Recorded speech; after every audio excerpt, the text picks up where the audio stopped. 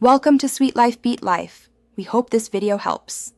In this video, I will show you how to easily extract data from Yahoo Finance into Excel.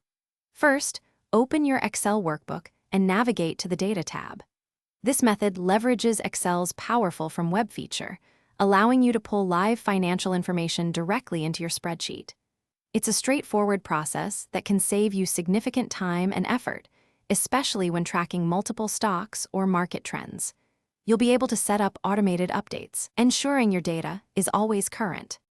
To begin, open your web browser and go to Yahoo Finance. Search for the stock or financial instrument whose data you want to import.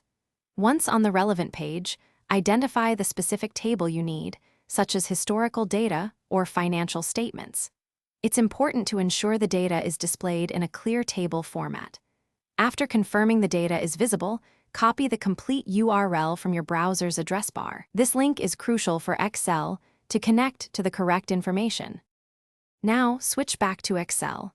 On the Data tab, locate the Get and Transform Data group and click From Web. A dialog box will appear where you can paste the Yahoo Finance URL you copied earlier. Click OK or Connect. Excel will then analyze the web page and present a navigator window showing detected tables.